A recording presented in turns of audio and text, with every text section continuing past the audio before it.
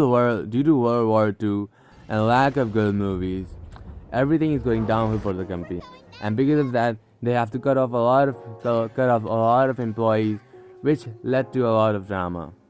But after this, he starts making movies about World War II and basically enjoying himself and having a life. But eventually he gets distant from making movies, and after a while he gets a little crazy. He gets obsessed with playing with these trains, and he's not focusing on his business. Majority of his time is spent with these toy trains. His obsession gets bigger and bigger to the point where in 1948 he sells his house and buys a new one, specifically so that he can make trains. He takes his whole obsession to his office. He hires employees to help him make trains, and people are like, what's wrong with this guy? He's not running his business and everything is going down for him, but he's playing with trains and everything. But he doesn't care. He's like, he just doesn't care. And eventually, after a while, he gives this whole thing a name.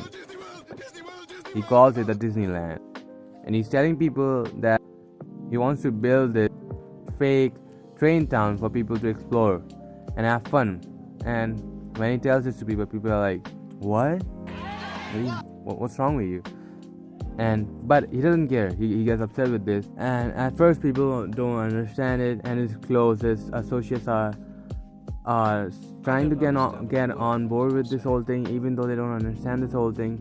But they see the potential in this whole thing. You have potential. And he gets upset. He makes a team, and he gets obsessed with this whole thing.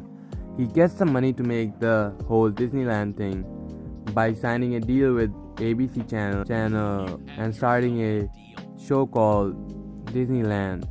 It's a massive success, and he makes all the money he needs to start this whole thing. He gave himself 1 year to make this whole thing.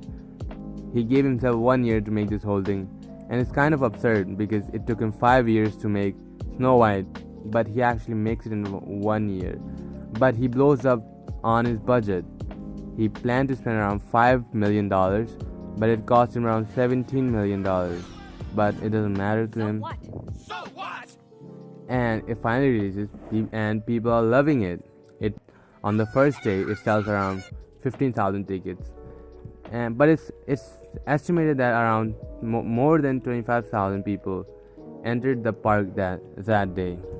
Bye-bye. Bye-bye. Bye-bye.